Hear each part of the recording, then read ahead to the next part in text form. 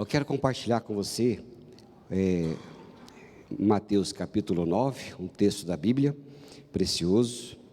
9, nós vamos ler até o 21. Mateus 12, verso 9 a 21.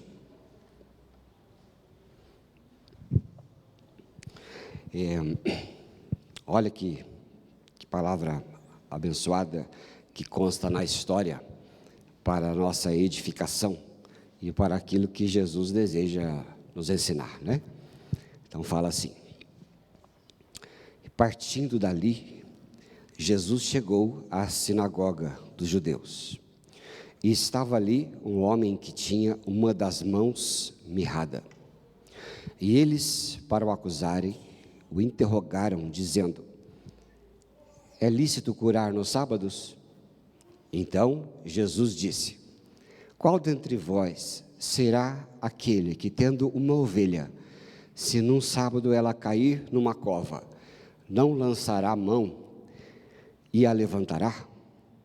Pois quanto mais vale uma pessoa do que uma ovelha? E é por consequência lícito fazer bem nos sábados. Então Jesus disse àquele homem: estende a tua mão. Então ele a estendeu, e ficou sã como a outra. E os fariseus, tendo saído, formaram um conselho contra ele para o matarem. Então Jesus, sabendo isso, retirou-se dali, e acompanharam-no grandes multidões, e ele curou a todas, e recomendava-lhes rigorosamente que não o revelassem, para que se cumprisse o que fora dito pelo profeta Isaías, que diz: eis aqui o meu servo, que escolhi o meu amado, em quem a minha alma se compraz. Porei sobre ele o meu espírito, e anunciará aos gentios o juízo.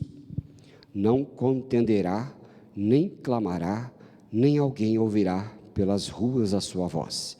Não esmagará a cana quebrada, e não apagará o morrão que fumega, até que faça triunfar o juízo. E no seu nome os gentios esperarão. Jesus tinha bastante trabalho, né? Foram 3 anos e pouco que ele passou entre nós, e ele trabalhou bastante. Pode observar que ele, no versículo 15, diz que ele curou a todas as pessoas, todos que estavam esperando por ele, todos que estavam precisando de um milagre. Ele curou, ele foi atrás, ele alcançou, porque as pessoas estavam ali aptas para receber uma cura, para receber uma palavra que Jesus tinha para eles. Jesus é este homem que, no tempo que ele ficou aqui, as pessoas, olhando para ele, sabiam que ele vinha e tinha vindo da parte de Deus. Quando as pessoas não acreditavam naquilo que ele falava, porque ele falava que era o Filho do Pai Celestial, ele falava que perdoava os pecados, ele falava que libertava, ele falava acerca do reino que viria, e muitas pessoas ouviram e creram, mas muitas não creram. E quando não criam, e ele conversava com as pessoas, ele dizia: se vocês não creem naquilo que eu digo, então vejam aquilo que eu faço. Então os milagres vinham para selar as palavras que ele falava. Então as pessoas, olhando para Jesus, diziam: quem é este homem que fala com tanta autoridade? Quem é este homem que fala com tanta autoridade? E Jesus, aqui, ele encontrou uma situação. A situação que ele encontrou foi que os judeus estavam discutindo com ele porque que ele iria curar naquele dia. Então, vamos supor, A gente atravessa a rua ali, passa desse vermelhão ali. Quem tem medo do vermelhão? Eu não passo na canaleta nem com o sinal aberto, irmão, sem olhar para os lados. Porque eu digo lá em casa que se passar por cima da gente não sobra nem cabelo, né? Não dá certo. Mas às vezes se passa por um vermelhão ali, acontece um acidente, num domingo, aí você fala, mas hoje é domingo, eu não vou acudir essa pessoa que está acidentada. Já pensou que coisa mais absurda que a gente vê hoje, né?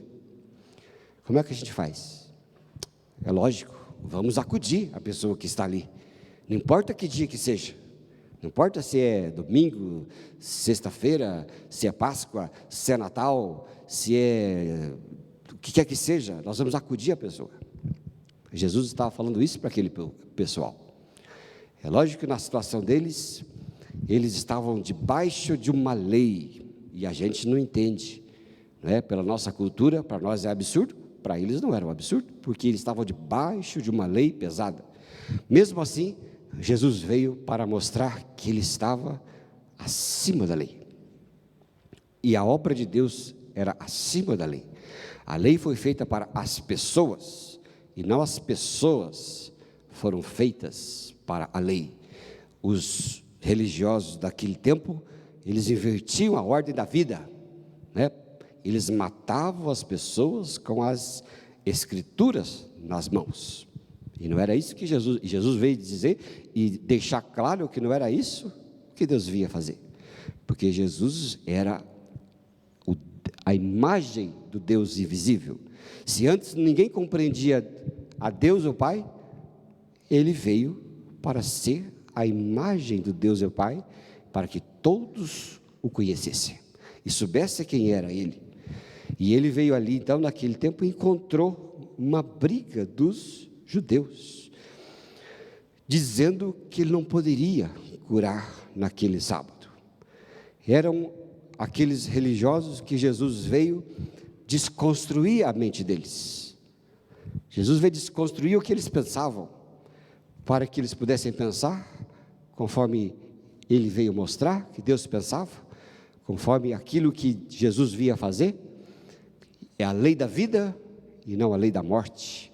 E ali, a primeira dificuldade que ele teve era lidar com essas pessoas que estavam com a mente presas. E com a mente presa, ele não poderia fazer nada. Ele não poderia fazer nada. E aqui Jesus mostra para nós que nós precisamos olhar para ele e crer naquilo que ele pode fazer nas vidas das pessoas e na nossa vida, porque Jesus ele veio ser não uma religião morta, mas uma fé viva. Todos aqueles que andam pela religião morta não sobrevivem espiritualmente, mas aqueles que andam com a fé viva sobrevivem para sempre, porque encontra a vida e a vida verdadeira. E Jesus ali estava lidando com essa dificuldade, com os religiosos tacanhas, que não conheciam de fato o amor de Deus, que não conheciam de fato a Deus, a Jesus, e a palavra não tinha efeito válido nas suas vidas. E Jesus estava dizendo para eles: olha, vamos desconstruir sua mente, sua cabeça, eu quero desconstruir vocês para que vocês possam crer de que eu posso ser uma fé viva na vida de vocês. E ele estava ali nessa lida com aqueles fariseus, com aqueles religiosos que não criam, religiosos que estavam com dificuldade em saber e em reconhecê-lo. E aqui diz no verso 18, que ele era o escolhido de Deus, que o profeta Isaías veio trazer ao mundo, não é? E Deus olhou ali, e pelo profeta Isaías, eles viam o que estava na frente deles: eis aqui o meu servo, escolhi, meu amado, em quem a minha alma se compraz. Era aquela pessoa que estava na frente deles. Hoje, aquele povo esperava alguém para vir, esperavam, e muitos esperam até hoje. Nós hoje temos a alegria de crer naquele que veio, que é Jesus. Ele veio e Ele deixou para nós o Espírito Santo, para que o Espírito Santo na minha vida e na sua vida seja o combustível da fé, não é? Ele falou lá em João: eu vou e vou pedir ao Pai que mande para vocês o Espírito Santo. E o Espírito Santo está na nossa vida para nos mostrar a palavra viva que Ele deixou para nós. E Ele estava mostrando ali para aqueles religiosos que não conseguiam receber nada, né? Ele estava mostrando para aquele povo que Ele era o Deus vivo na frente deles, mostrando para aquele povo que Ele era a forma viva daquele que Isaías veio mostrar para eles.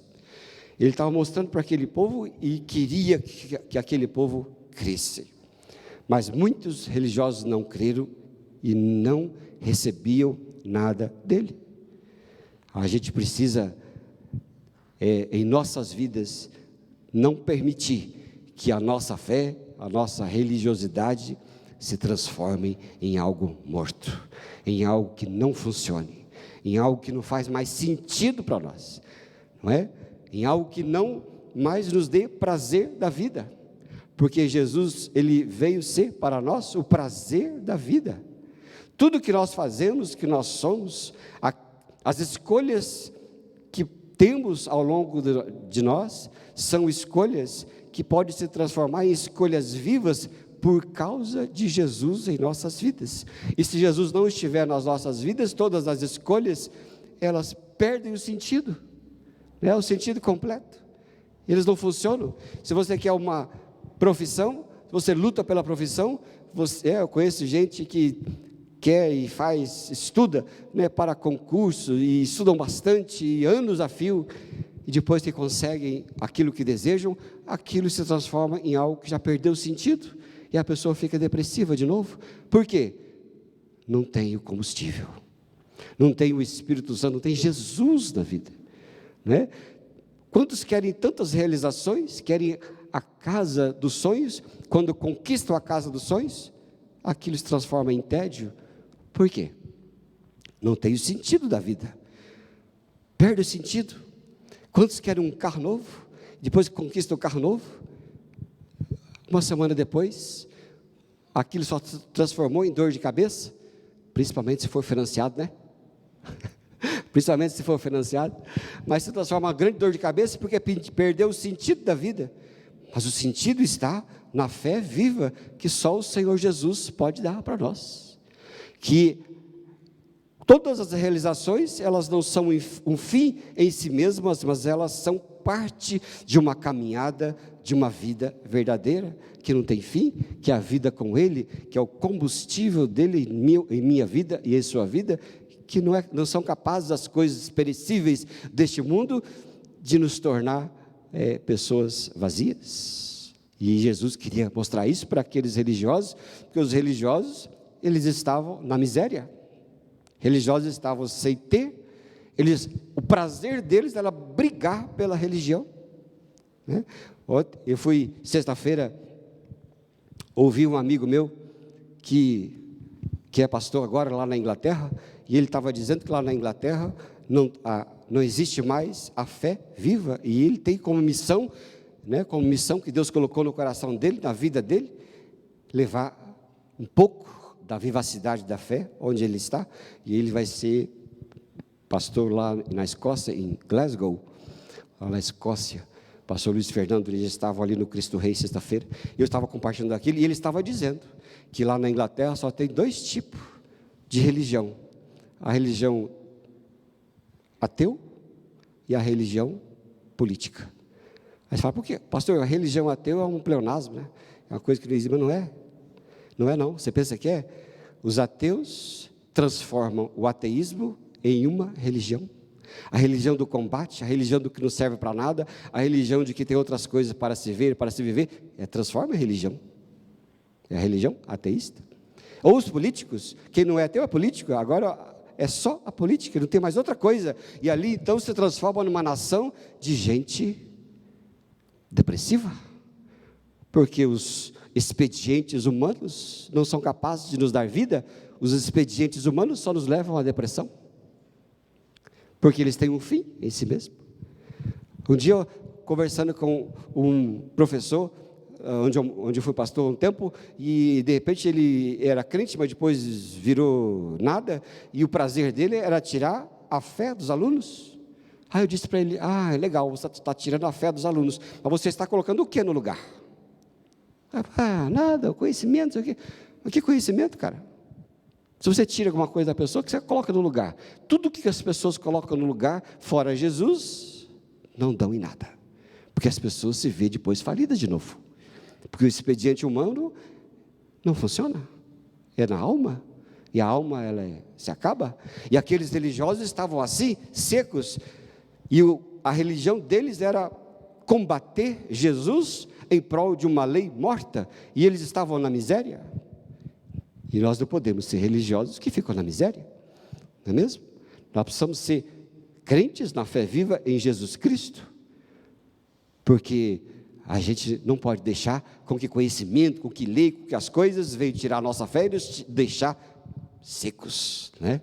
Pessoas sem amor, sem vivacidade, sem a alegria do Espírito Santo em nossas vidas. Não pode, né? A gente tem que conhecer Jesus, este homem de Deus que veio como seu filho para ganhar nosso coração. Amém, irmãos? Ganhar nossa vida, ganhar nosso espírito. E a gente não pode deixar a religião nos interter, porque ela não leva a coisa nenhuma.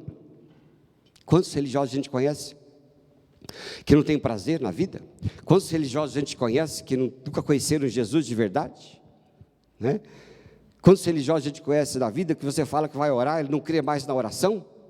Quantos religiosos a gente conhece na vida, né, no dia a dia, que vivem angustiados, deprimidos de tantas formas, porque não conhecem a fé viva que é Jesus?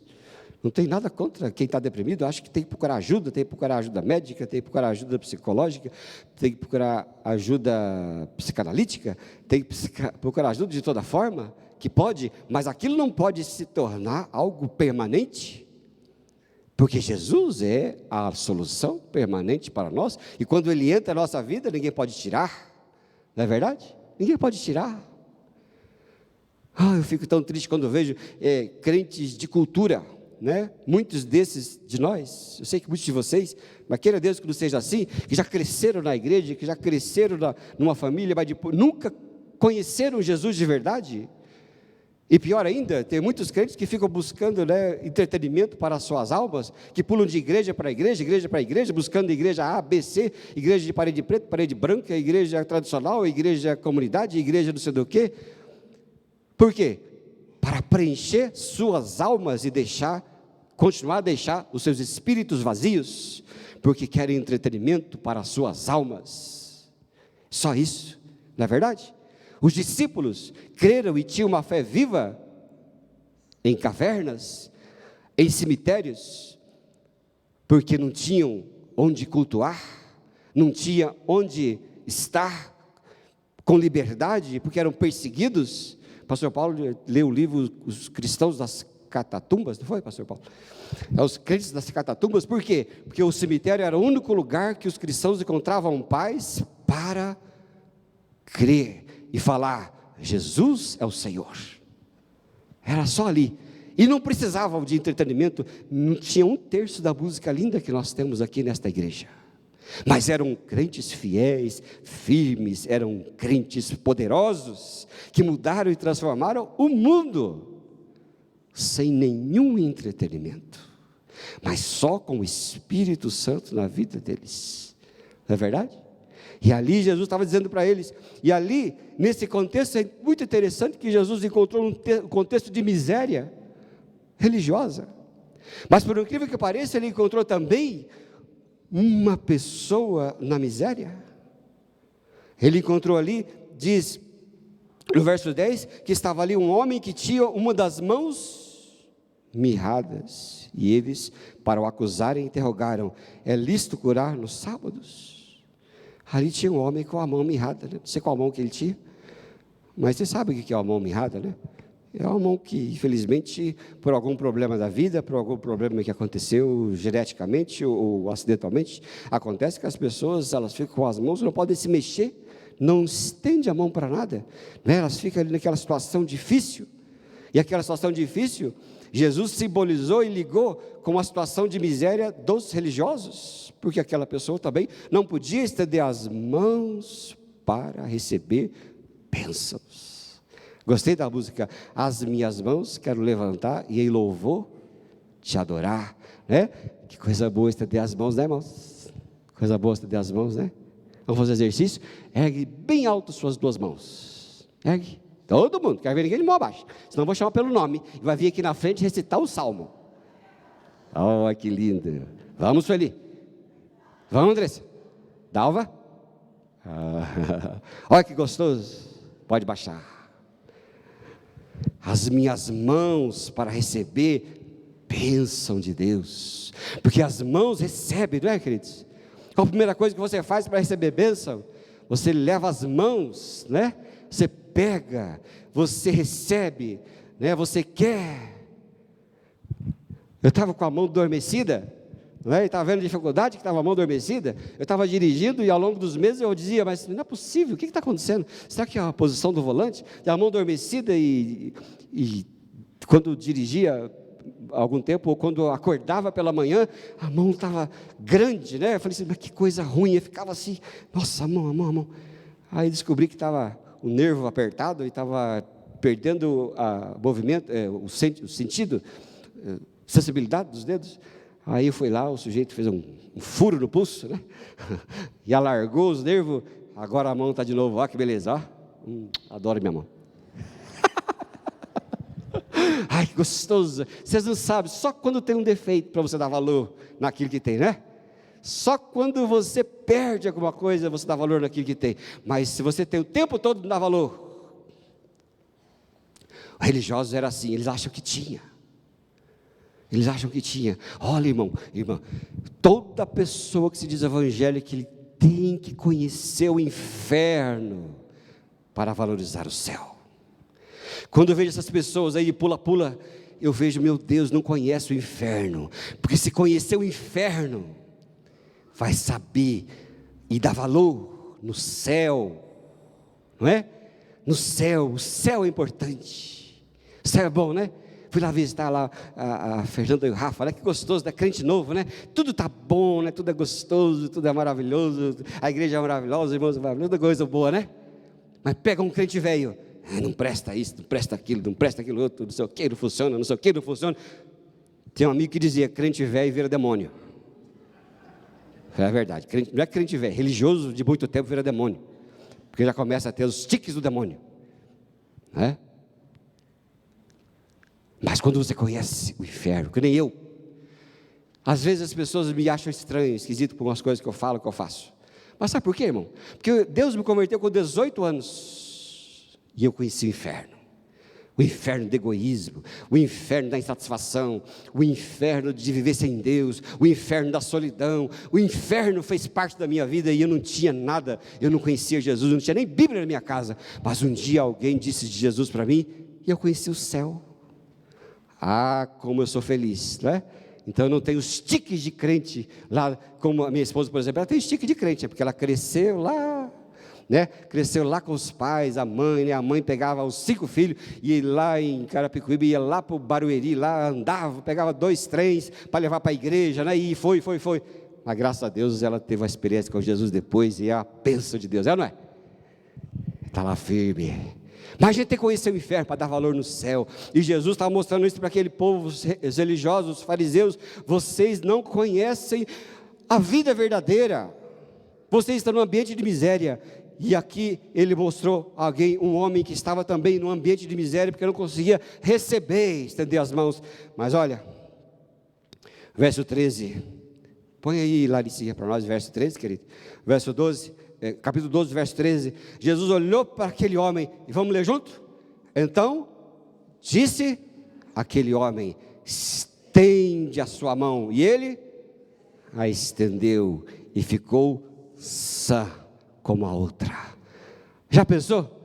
ele estendeu as mãos, ele abriu os braços e olhou para Jesus, recebeu Jesus e viu que Jesus o fez portador de bênçãos novamente, porque antes ele não podia estender as mãos para receber a bênção, nem na religião e nem na fé, porque era desprezado. O povo olhava aquele homem como um pecador, com diferença, e não dava valor. Mas Jesus falou: agora eu vou tirar você do estado de miséria. Ele vai, estende a sua mão agora, que vai ficar sã como a outra. E eu não sei como foi o milagre, mas deve ter sido maravilhoso. Será que tem esse episódio no The Chosen? Alguém já viu? Alguém assistiu? Acho que não tem, né? Tem esse episódio? Mais ou menos, né? Vamos procurar Ed, assistir de novo. Mas aquele milagre de estender a mão, e na mão ele começou a ser e a ter a bênção de Deus. Quando nós estendemos a mão, religioso não estende a mão, ele reivindica direitos. Nossa, como a gente tem tendência a ficar religioso, né, Renata? A gente vê pastor processando igreja, a gente vê crente processando pastor, pastora, a gente vê o que aconteceu com os crentes, meu Deus do céu, virou uma religião morta. Não é possível, não é possível. O que é isso? Onde foi parar as coisas? Cadê a fé viva no Deus da eternidade, naquele que nos tirou do inferno, nos deu a carta de alforria para o céu e nos comprou um lugar na eternidade? Perderam a noção porque viraram religiosos e estão se transformando em demônios. Gente abrindo igreja para lá e para cá, diz que Deus deu a palavra para abrir uma igreja. O que é isso, meu filho? Deus deu a palavra para a igreja, dividir a igreja. Onde você viu isso que está? Que lógica é essa que apareceu na sua cabeça? E a gente vê muitos religiosos endurecidos. Mas, irmão e irmã, Deus fala para nós: rejeita esse espírito e estende a sua mão, que você vai receber a minha bênção. Amém, querido? Rejeitar e não ficar só na lei morta, na ortodoxia, mas olhar para Jesus e aprender a ortopraxia. O que é isso? É simples: peça por milagre e Ele vai te dar. Nós vamos crer pelas nossas necessidades. Eu preciso pagar a conta amanhã. Está preocupado por quê? Peça a Deus. Aprenda a receber um milagre, creia e resista a ficar angustiado, resista a ficar ansioso, resista à sua carne da preocupação, mas ouse ter fé, estender a mão e dizer: Senhor, ainda que eu passe por dificuldades, ainda vou dar testemunho dessas dificuldades, não sei por quanto tempo vai ser, mas o Senhor vai operar milagre na minha vida. Não é verdade, querido? Aquele homem aprendeu a receber e estender a mão para a bênção. Como está a sua vida, né? Como está a minha vida?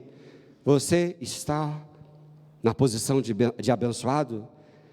Você está na posição daquele que ora? Você tem que aprender, e eu aprender a orar por todas as nossas necessidades, para que Jesus venha colocar as bênçãos em nossas mãos. Você está na posição de bênção, de crente normal, né? Olha que bênção aqui, no domingo pela manhã, dando a sua primícia para Jesus. Por que primícia? Porque é o primeiro dia da semana, é hoje, você sabia disso? Primeiro dia da semana é hoje, não é amanhã. Amanhã já fala, o que é amanhã? Segunda. O religioso começa na segunda, mas os da fé viva começa com o primeiro dia da semana, na primícia do horário, não é? Para buscar a sua presença.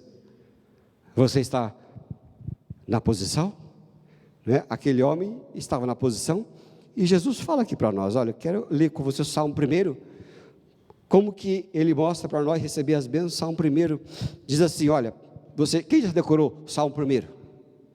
Decorou? Ninguém? Você sabe, Bart, Salmo 1? De cor? Quer falar aqui? Não vai falar não, porque esquece, né? O que é? Você vem? Então vem. Vem. Salmo 1.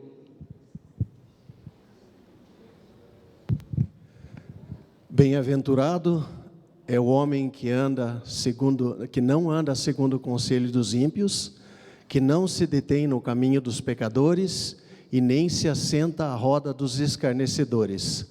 Antes, o seu prazer está na lei do Senhor, nela medita de dia e de noite, e será como árvore plantada junto aos ribeiros das águas, e suas folhas nunca murcharão, e tudo o que ele fizer prosperará.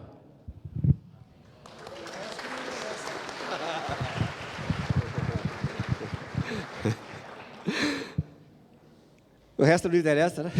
Por que não interessa? Porque não são assim os ímpios, mas são como a moinha que o vento espalha. Por isso os ímpios não subsistirão no juízo, nem os pecadores na congregação dos justos, porque o Senhor conhece o caminho dos justos, porém o caminho dos ímpios perecerá. Não interessa porque de 1 a 3 é o evangelho, e de 4 a 6 é a religião morta. É a religião morta, não é? Aqui o Espírito Santo fala para nós, para estender as mãos, porque bem-aventurado aquele que valoriza e anda com o Senhor Jesus, que é bem-aventurado que ouve o que o Senhor Jesus fala para nós, bem-aventurado aquele que anda segundo os seus conselhos, porque quem anda segundo os conselhos do Senhor Jesus, quem anda segundo os conselhos do nosso Pai, é aquele que tem as mãos estendidas e não tem as mãos mirradas, mas consegue receber todas as bênçãos de Deus. Amém, querido? Recebe o que ele tem, recebe o que ele pode fazer, e ele quer que você tenha a sua mão estendida, que você não conserve a sua mão retida, porque muitos não têm a mão mirrada de fato, mas têm a mão mirrada espiritual, tem a mão mirrada porque não recebe nada, tem a mão mirrada porque não consegue pegar as bênçãos de Deus, porque não crê, porque a pastora leu isso logo no começo, porque sem fé é impossível agradar a Deus. Muitos têm a mão mirrada espiritual, mas o Senhor deseja que nós estendamos as mãos para destravar as coisas que a religião muitas vezes impedem a nossa mente, a nossa cabeça, mas que nós possamos receber a bênção que vem do alto. Amém, amados? Não é assim conosco? Jesus tem essa bênção para mim, Jesus tem essa bênção para você. Amém, amados?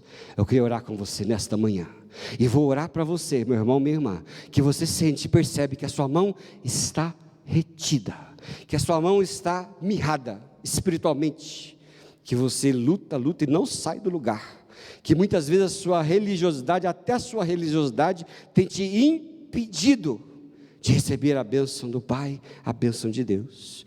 Mas eu quero que você hoje saia daqui nesta manhã com a sua mão estendida, que você tenha a prosperidade do Salmo 1 na sua vida, e você vai voltar aqui domingo que vem com o Salmo 1 decorado. Amém ou não amém? Eu vou chamar, hein? Domingo que vem não vai aparecer metade aqui.